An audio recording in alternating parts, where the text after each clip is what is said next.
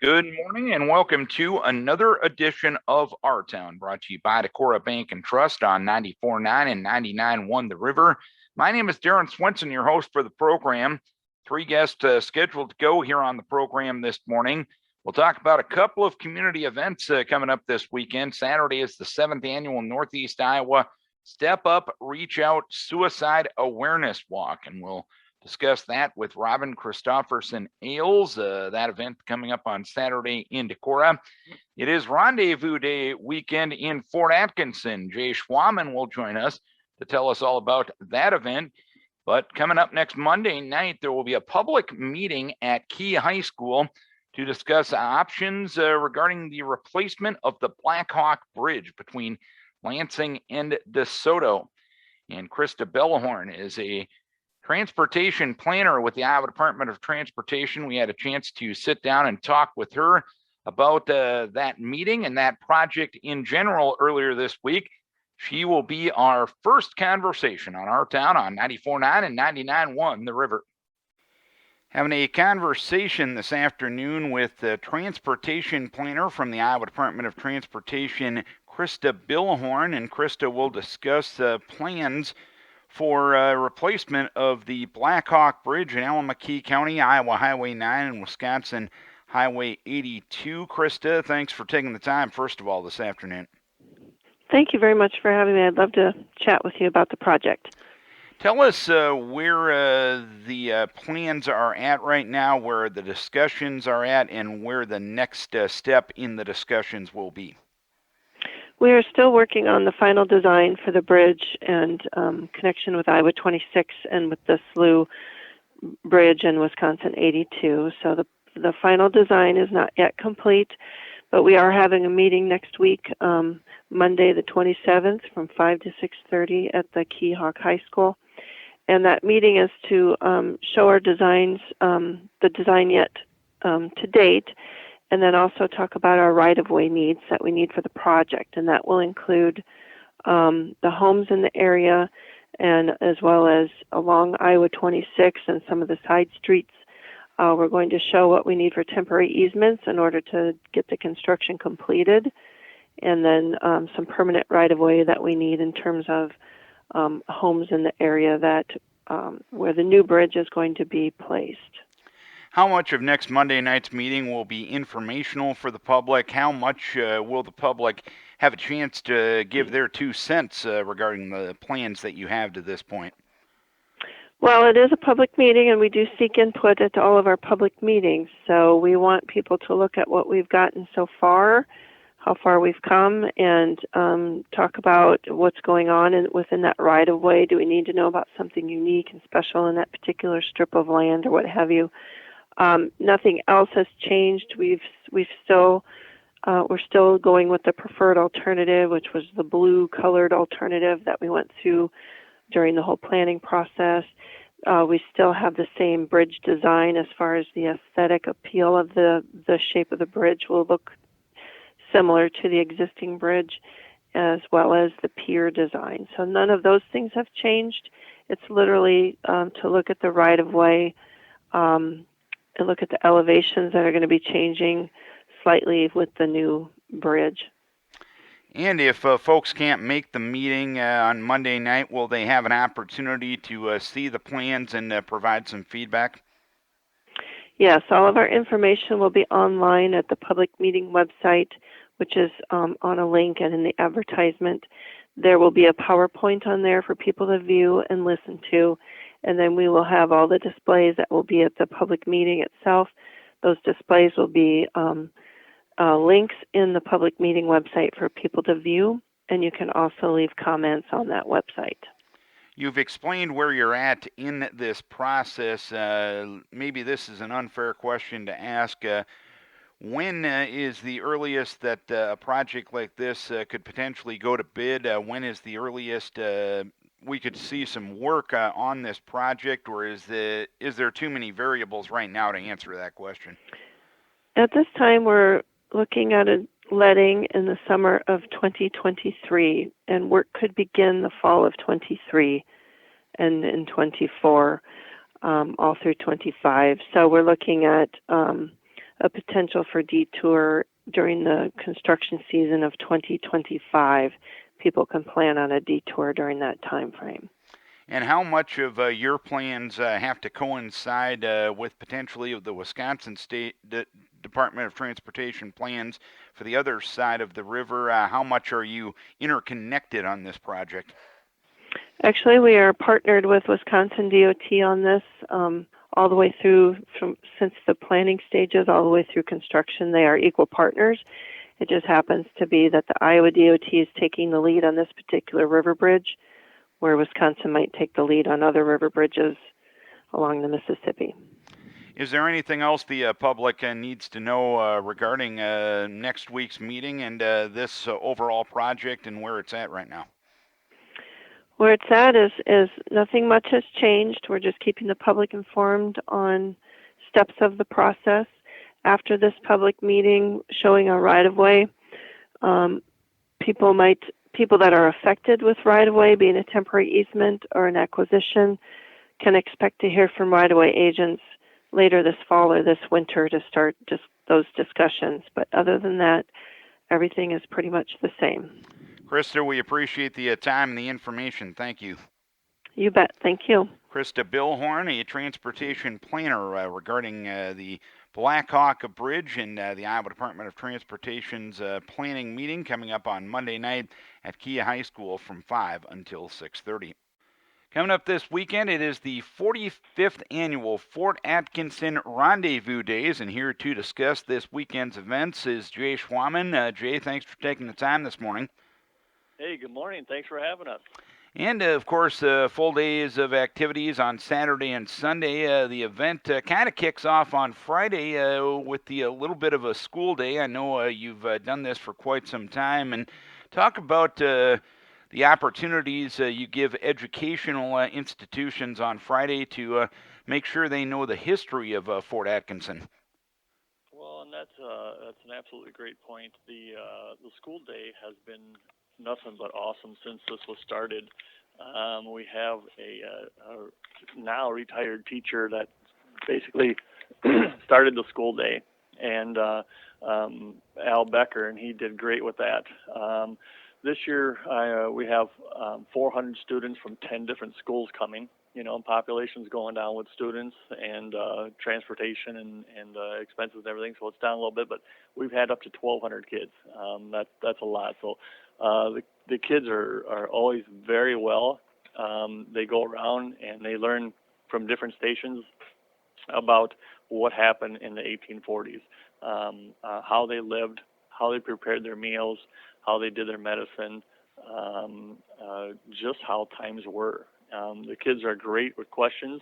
The campers that are there that put on the demonstrations are good with the kids. It's just an awesome history event, living history. And coming up that night, one of the first real public events is your chicken dinner fundraiser Friday night. And from what I understand, the proceeds from that event will help keep the fort going, correct? Oh, absolutely. It's a great chicken dinner. The chicken dinner is made by Mike Reichs over from the Zipper in Festina. Everybody's heard of Mike's Famous Chicken. He's done this for years. The proceeds go to our restoration project, which is just amazing that we got this in the Fort Atkinson in northeast Iowa. So it's a $1 million grant that we received through an SAT grant, Save America Treasures. It's actually a $500,000 matching grant that we were awarded. Kathy Gorley had submitted this and got this grant for us. I'm not sure where the dollar amount is right now, but you know, we're looking for donations if anybody has a donation towards that. So it's again a matching grant. It has gone to the Senate and they have give us some money, but we're going to take more money to meet that $500,000. So we have $1 million. That money will do a restoration project of the existing fort. And when you get a grant like that and you get recognized with the historical importance of Fort Atkinson itself, obviously I'd imagine that makes community members feel pretty good about what others think of what you have in that community. Is that fair to say? Oh, very true. And not only just the community, not just the town, but the whole state of Iowa. Mike Bergen and Mike Klimisch both had voted for this and have been been good with restoring this project, helping us with the other senators and stuff too. So. And let's look at some of the schedules coming up on Saturday and Sunday. Saturday events will take place from 9:30 until 4:30. Give us some of the highlights of what's going on Saturday. You bet. Before we do that, we're going to get our day started off with the annual Rendezvous Days 5K run walk. That will be Saturday at 8:30, rain or shine. Actually, even before that, at 8 o'clock will be the kids' fun run. They'll carry a bucket of water, haul firewood, hang laundry, pick eggs, and several other chores, free to kids 10 and under. And then at 8:30, we will do the 5K run walk. We have shirts made for that. If you're not registered, go ahead and look on our Facebook page. You can get registered on there. After that, we will be done about 9:30. The run will end on top of the hill at the fort. And then we're always there for the opening ceremonies of the shooting of the cannon drill and then the raising of the flag. And tell us about the other events that will happen after the opening ceremonies at 9:30. So there's the open shooting, and that is to the registered campers only. But they have several old weapons, guns that they will be shooting target practice with. At 9:45 is the flint and steel contest. Tomahawk throwing contest is at 10:15. Primitive bow shoot is at 11. Cannon drill again at noon. 12:30 there's live music. 1 o'clock there's a shooting contest again. At 1:15 is the 1840s kids games, which is pretty cool. The kids get to do some different activities than what they're doing here in 2021. Cannon drill at 2 o'clock, bow up contest at 3, cooking contest at 3:30, the evening colors and cannon drill at 4:15, and then at 4:30 the fort closes to the public. Want to mention along with all this, the Hill offers free rides. We have a school bus that goes around and pick you up through town to get you on top of the hill for this also. And looking ahead at the schedule on Sunday, some similar events and a few new events coming up on Sunday. Tell us about what's going on Sunday. Yeah, we're open from 9 till 3:30 on Sunday. Have the cannon drills, skillet throwing at 10 a.m., kids tomahawk throw at 10:30, and they take a card and staple it to a block of wood, and some of these kids and the adults are very good at throwing the tomahawks and hitting that card. Cannon drill at 11 and 1. The kids' games will be at 1:15. Live music at 2 o'clock, and then evening colors at 3:30 with cannon drill.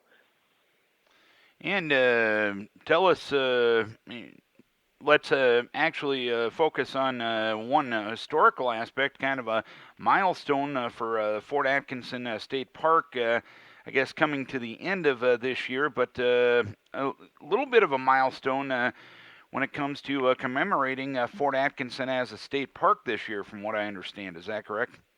That's correct. It's with the COVID deal, we kind of lost out on a lot of things, but it's the 100th anniversary of Iowa State Parks. So we're very fortunate to have a lot of nice state parks in the state of Iowa here. And this is the 45th annual Rendezvous Days this weekend. Jay, anything we're missing? Anything else you want to pass on to the public? Nope. I think school day is going to be a great day. Weather, we're looking at 64 degrees on Friday, 63 Saturday, and 71 on Sunday. At the moment, we've got 80 of the 120 campsites are booked. If you were looking for any more information, reach out to us on Facebook. YouTube has some great videos on there from years past. We've got Boy Scouts coming from 4 or 5 different groups from different towns. The city park is closed due to the recent flooding. The church has their chicken dinner, or has their breakfast on Sunday morning. Make your own omelet. Stop and support all our businesses in town, and we look forward to seeing everybody here. All right, Jay, we appreciate you taking some time to tell us about Rendezvous Days coming up this weekend. We wish you best of luck with the event, and always good time in Fort Atkinson this time of year. All right, thank you. Appreciate you guys doing this interview for us also. Jay Schwamman telling us about Fort Atkinson Rendezvous Days, the 45th annual event coming up this Friday, Saturday, and Sunday.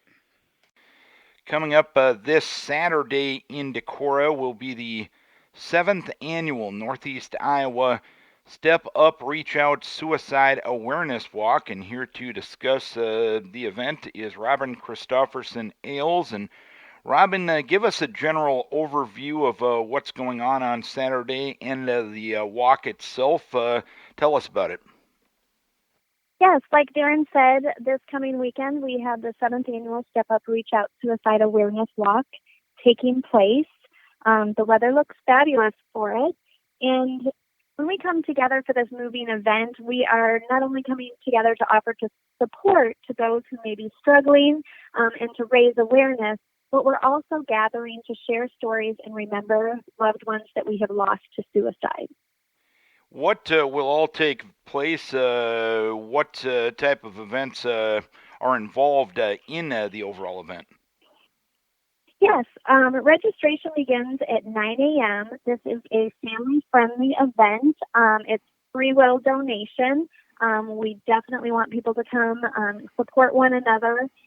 We like to see the whole family there. So at 9 a.m. is the registration, and that will be followed at 10 a.m. with a short program and remembrance roll call.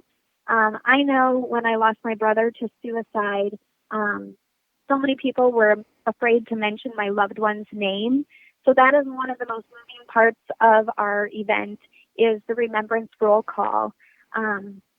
People don't understand that it hurts so much more not to hear your loved one's name after they're gone. So we do a brief program, we do the remembrance roll call, and then we hit the trail. With that, we also have Decorah Rocks and Walk On Rocks have been great supporters this year, and we've got some rock painting or rock markering that we're going to do with the kids. They can hide rocks on the trail as well as look for rocks when they are out on the trail to keep them interested. And over the course of the 7 years of this event, would you say just knowing the fact that there is support out there for people that are struggling and even for the survivors that are struggling with the loss of someone to suicide, is that the biggest thing that has resonated from this event over the course of the 7 years of it? It really is. I mean, just seeing the numbers, the emotions, feeling like you're not alone, whether you're there in remembrance or whether you're there as somebody who is supporting someone who may be going through thoughts of self-harm, just to see the numbers come together. We're really trying to end the stigma and bring the conversation and to make it more accessible to talk about mental health. And are we moving in the right direction in getting rid of that stigma that might have been there maybe a decade ago? I definitely think that we are. Events like this, and there's events that are happening throughout all of Northeast Iowa, all of Iowa. I think people are ready to have those conversations. It's just opening the door to those conversations. And small events like this where we gather together and offer support, I think we're making good headway, and especially through this COVID year, this last year, we had some questions about whether to hold off on the walk last year or this year, and we chose, since it's an outdoor event, to scale back. But mental health COVID has affected mental health in so many ways, So I think it's more important now than ever to continue to keep talking about those thoughts that we're having and those tough conversations and how to approach someone in your life that you may be concerned about. And it looks like you've gotten quite a bit of support from the Decorah business community regarding this event as well. Is that correct? We have had so many amazing sponsors, and I don't want. Decorah has been amazing. Walk On. I mean, all of Northeast Iowa. We have so much support coming in. Lansing, Monona, Cresco, Calmer. I mean, all of Northeast Iowa is really coming together for this event. We have over a dozen gift baskets that will be available through raffles. Everything from shop local goods to overnight stays in Decorah and Lansing. So everybody's got a passion and everybody has a cause, and they're all worthwhile, but it's so hard on business owners. So we have some great sponsors that we're able to do monetary value, and then we've got in-kind donations that we've put together to do packages so that we can continue to reach others. So I really encourage you to come to the event this weekend. Free will donation, but buy those raffle tickets and put your name in, because there's a lot of local goods that can be had this weekend. Anything we're leaving out? Anything else you want to pass along about the event coming up on Saturday?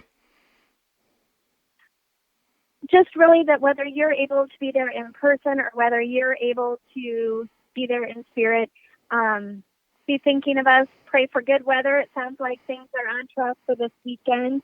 And just don't be afraid to have those tough conversations with the people in your life. If there's something you're concerned about, talk to them about it, ask the questions. If you need to learn how to ask those questions, there is so much help out there. Contact Northeast Iowa Behavioral Health. They do training throughout Northeast Iowa with QPR. We've worked with the ag community. They get into the school districts, different organizations that they're involved in. They do a lot of training and outreach for free to local businesses. So if you see someone struggling, reach out to them.